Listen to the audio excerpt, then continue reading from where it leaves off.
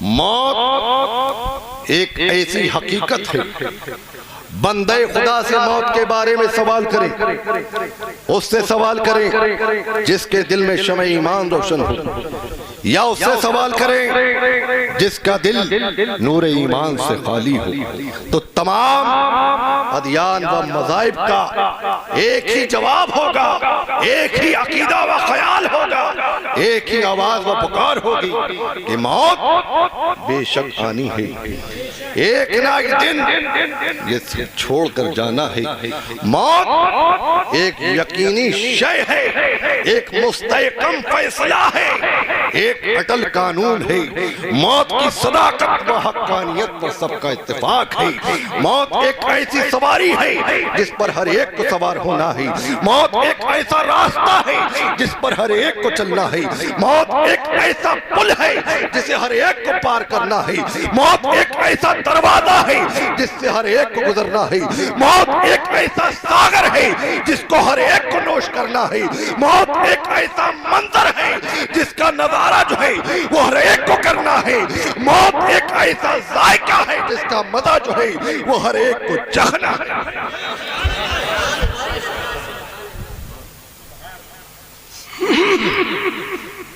گویا موت ہی ایک ایسی شے ہے جس پر تمام لوگوں کا اتفاق ہے۔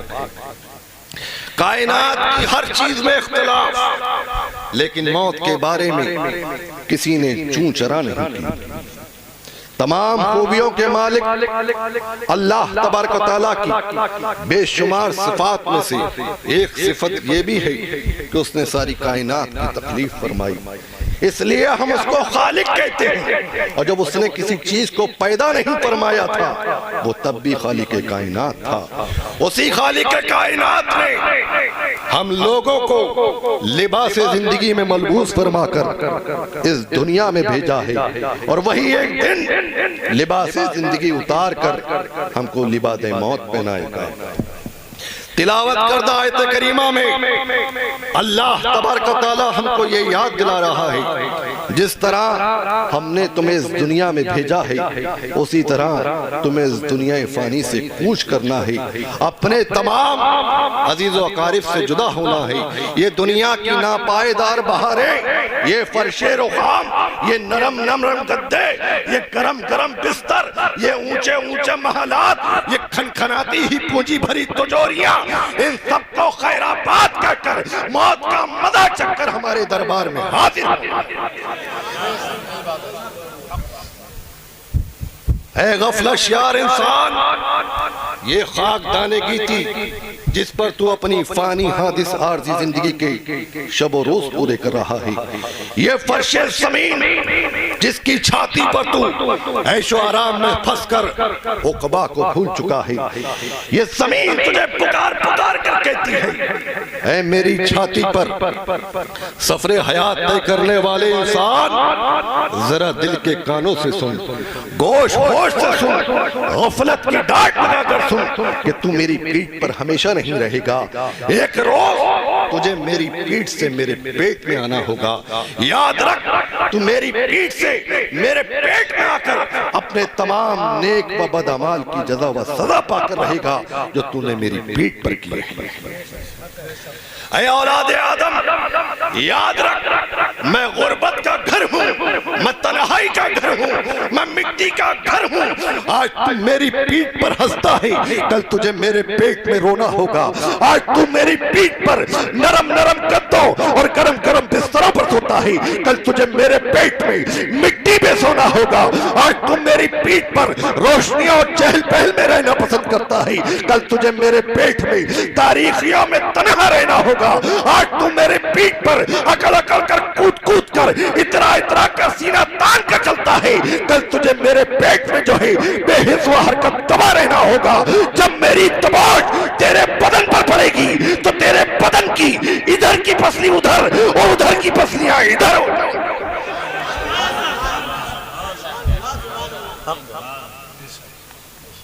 آگاہ اپنی موت سے کوئی بشر نہیں، آگاہ اپنی موت سے کوئی بشر نہیں، سامان 100 برس کا ہے پل کی خبر نہیں، کوئی گل باقی رہے گا نہ چمن رہ جائے گا، پر رسول اللہ صلی اللہ علیہ وسلم کا دین حسن رہ جائے گا، اور موت سے کس کو رستگاری ہے، آج وہ کل ہماری باری ہے۔ حضرات محترم، ایک روایت میں ہے قبر یہ کہتی ہے کہ میرے اندر آنے کے لیے سامان پیدا کر، جب تو میرے اندر آنے کے لیے سامان پیدا کرے گا، نیک اعمال کرے گا، اچھے اعمال کرے گا، جب تیری ملاقات مجھ سے ہوگی تو میں بھی تجھ پر رحم کروں گا۔ قبر یہ کہتی ہے میں وہ گھر ہوں جو فرما بردار بن کر اس میں داخل ہوگا وہ بروز قیامت اس گھر سے خوش و خرم نکلے گا، اور جو نافرمان بن کر اس میں داخل ہوگا وہ بروز قیامت ہلاکت کو ساتھ لے کر نکلے گا۔ جب مردے کو قبر میں رکھ دیا جاتا ہے تو قبر پکار کر کہتی ہے کہ تو نے اپنے ماتھے کی نگاہوں سے بہت سے لوگوں کو دیکھا کہ دنیاوی زندگی کے دھوکے میں رہے، اچانک موت آ گئی اور قبر میں رکھ دیے گئے، مشاہدے کے باوجود بھی تو نے کوئی عبرت حاصل نہیں کی۔ جبھی تو شاعر نے کیا خوب کہا ہے، جگہ جی لگانے کی دنیا نہیں ہے، جگہ جی لگانے کی دنیا نہیں ہے، یہ عبرت کی جاں ہے تماشا بھی۔ حضرات محترم، حدیث شریف ہے ہمارے پیارے آقا فرماتے ہیں جب انسان دنیا سے رخصت ہو جاتا ہے تو اس کے سلسلہ اعمال منقطع ہو جاتے ہیں، مگر 3 اعمال ایسے ہیں جس کا فائدہ و ثواب جاری و ساری رہتا ہے۔ اب انسان حکم شرع کا مکلف نہیں، مگر اس کے نامہ اعمال کی نیکیوں میں حیرت انگیز اضافہ ہوتا جا رہا ہے۔ حضور حدیث وہ تینوں اعمال علم نافع، نیک اولاد اور صدقہ جاریہ ہے۔ یقیناً جن حضرات کی زندگی شریعت کی پابند رہی، طریقت کے نور سے جن کا ہر پل روشن رہا، لائق ستائش، عالی مرتبت، واجب الاکرام اور قابل اتباع ہیں کہ دنیا سے جانے کے بعد بھی دنیا والوں کے دلوں میں ان کی یاد و محبت کے چراغ روشن ہیں۔ اہل جہاں ان کا تذکرہ، ان کی یاد، ان کی توصیف اپنے لیے سرمایہ و سعادت جانتے ہیں، ان کا نام لیتے ہیں، نہایت احترام سے ان کا ذکر کرتے ہیں، جذبہ اخلاص سے ان کے نقش قدم پر چلتے ہیں، تو یہی جان کر یہی راہ نجات ہے، یہی راہ فضل و ثواب ہے۔ جبھی تو اعلیٰ حضرت فرماتے ہیں تیرے غلاموں کا نقش قدم ہے راہ خدا، تیرے غلاموں کا نقش قدم ہے راہ خدا، وہ کیا بہک سکے جو یہ سراغ لے کر چلے، لہد میں عشق رخ شے کا داغ لے کر چلے، اندھیری رات سونی تھی چراغ لے کر چلے۔ نعرہ تکبیر، نعرہ رسالت، مسلک اعلیٰ حضرت حضور عدنان ملت، نعرہ تکبیر، نعرہ رسالت۔ حضرات محترم،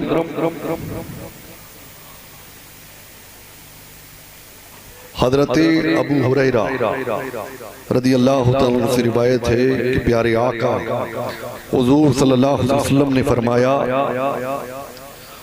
ملعون ہے جو اپنے ماں باپ کو ستائے، جو ان کی نافرمانی کری۔ اعلیٰ حضرت امام احمد رضا خان فاضل بریلوی رضی اللہ تعالیٰ عنہ فتاوی رضیہ میں حدیث پاک کے حوالے سے فرماتے ہیں کہ پیارے آقا حضور صلی اللہ علیہ وسلم نے فرمایا کہ 3 شخص ایسے ہیں کہ اللہ تبارک و تعالیٰ ان کے فرض نفل کسی عمل کو قبول نہیں فرماتا۔ ان میں سب سے پہلا شخص وہ ہے جو اپنے ماں باپ کو ستاتا ہے، تکلیف پہنچاتا ہے۔ حضرت ابو ہریرہ رضی اللہ تعالیٰ عنہ سے روایت ہے کہ پیارے آقا حضور صلی اللہ علیہ وسلم نے فرمایا اس شخص کی ناک مٹی میں مل جائے، وہ شخص ذلیل و خوار رسوا ہو۔ پیارے آقا حضور صلی اللہ علیہ وسلم نے اس طرح 3 مرتبہ فرمایا تو صحابہ اکرام رضی اللہ تعالیٰ عنہ اجمعین نے عرض کیا یا رسول اللہ وہ ذلیل و خوار شخص کون ہے؟ تو پیارے آقا حضور صلی اللہ علیہ وسلم نے فرمایا وہ ذلیل و خوار شخص وہ ہے جس نے اپنے ماں باپ دونوں یا دونوں میں سے کسی ایک کو بڑھاپے کی حالت میں پایا اور جنت میں داخل نہ ہوا۔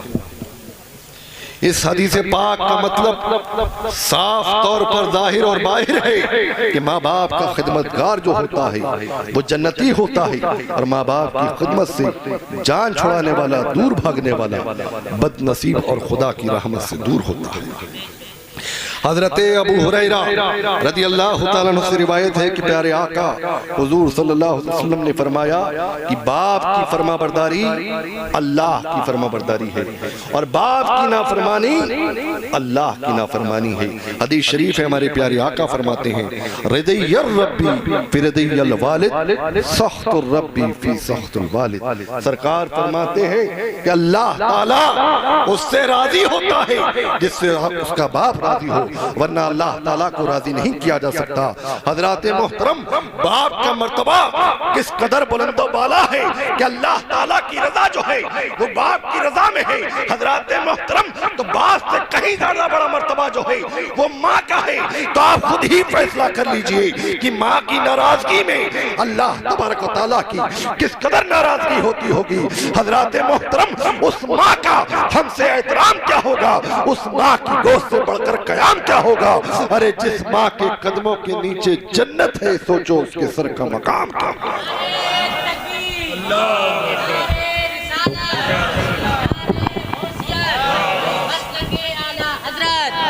حضور عدنان ملت، نعرہ تکبیر، نعرہ رسالت، سبحان اللہ سبحان اللہ۔ حضرات محترم، حدیث شریف ہے، ہمارے پیارے آقا فرماتے ہیں جس کو پسند ہو اس کی عمر بڑھ جائے، اس کی روزی میں کشادگی آ جائے، اس کے کاروبار میں ترقی آ جائے، اس کو چاہیے وہ اپنے ماں باپ کے ساتھ بھلائی اور صلح رحمی سے پیش آئے۔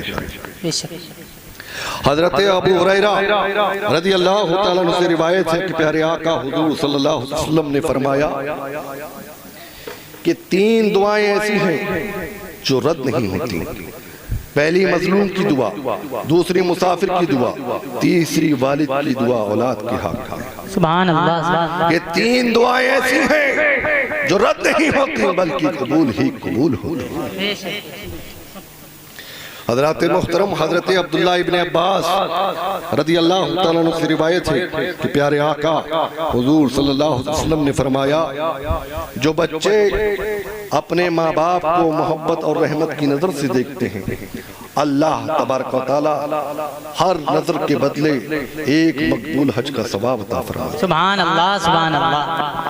حضرات محترم، حدیث شریف ہے، ہمارے پیارے آقا فرماتے ہیں کہ اللہ تبارک و تعالیٰ تمام گناہوں میں جن گناہوں کو چاہتا ہے بخش دیتا ہے، لیکن ماں باپ کی نافرمانی کو نہیں بخشتا۔ اللہ تبارک و تعالیٰ اس نافرمان کو موت سے پہلے دنیا میں اس کی سزا دیتا ہے، اور آخرت کا عذاب ابھی باقی ہے۔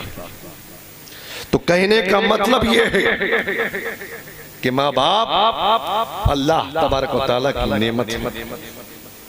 جن کے ماں باپ اس دنیا میں حیات ہیں ان کو چاہیے کہ وہ اپنے ماں باپ کی خدمت کریں، ان کی فرما برداری کریں، اور جن کے ماں باپ اس دنیا سے رخصت ہو گئے تو ان کو چاہیے کہ وہ اپنے ماں باپ کی قبر پہ جائیں اور ان کے لیے درود و سلام کا نذرانہ پیش کریں، غریبوں کی مدد کریں، یتیموں کی مدد کریں۔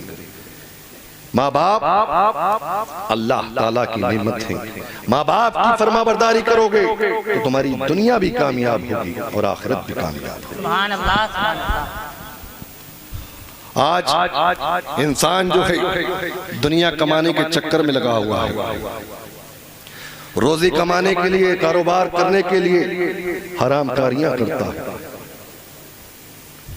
اور اگر کہا جاتا ہے کہ نماز پڑھ لو، روزے رکھ لو، حرام کاریاں چھوڑ دو، تو کہتا ہے دل میں خیال کرتا کہ نماز کل پڑھ لوں گا، عصر کے ٹائم کہے گا تو مغرب کے ٹائم پڑھ لوں گا، عشاء کی پڑھ لوں گا، کل پڑھ لوں گا۔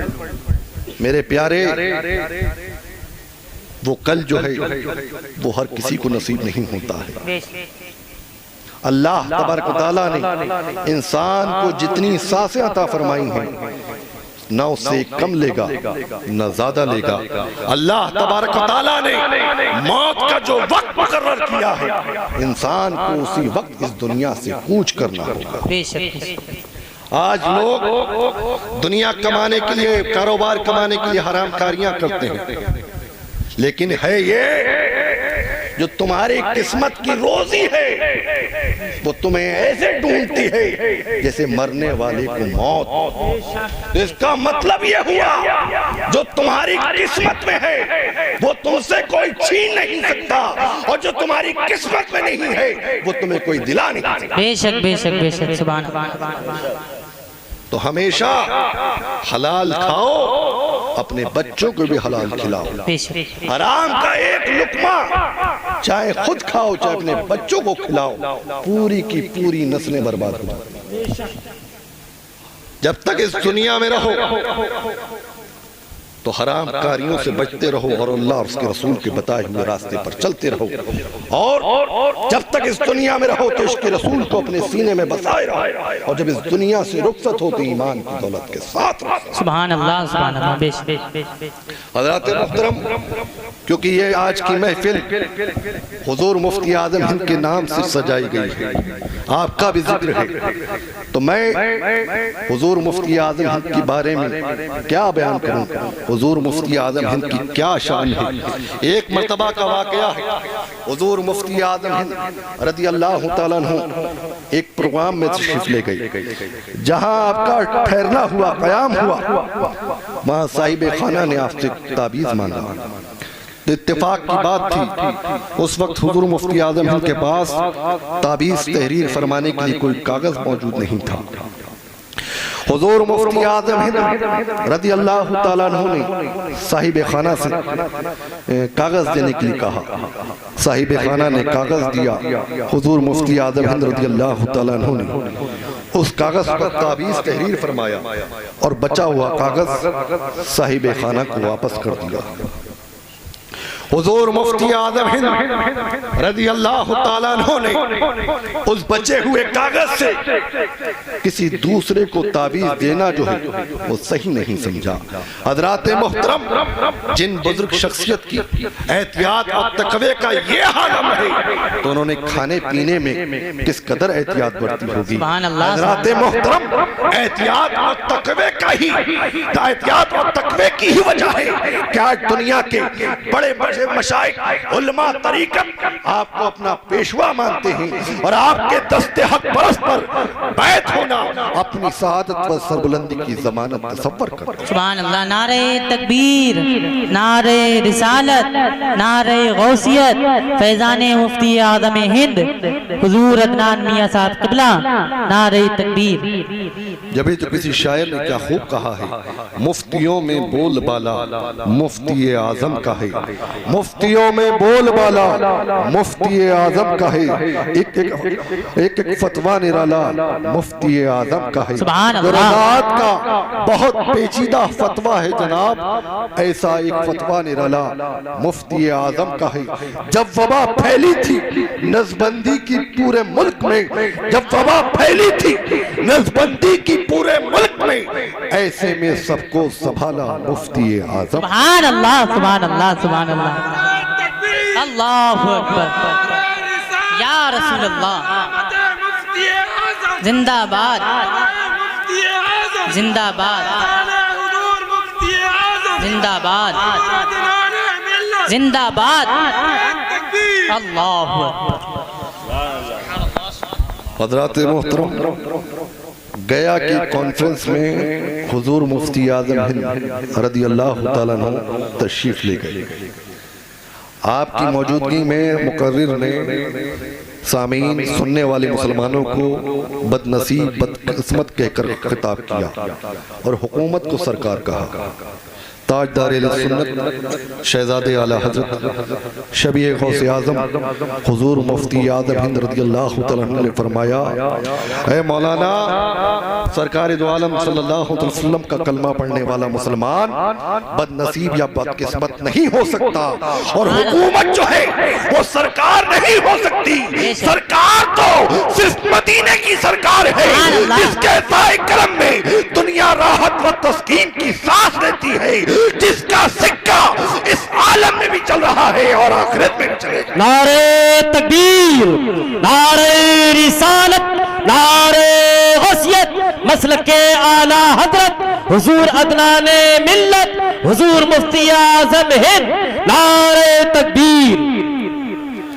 جن کی احتیاط گوئی کا یہ عالم کہ نماز ظہر کے وقت ایک صاحب نماز سنت کی نیت باندھنا چاہتے تھے، تو دوسرے نے یہ کہہ کر روک دیا کہ سنت مت پڑھو، جماعت تیار ہے۔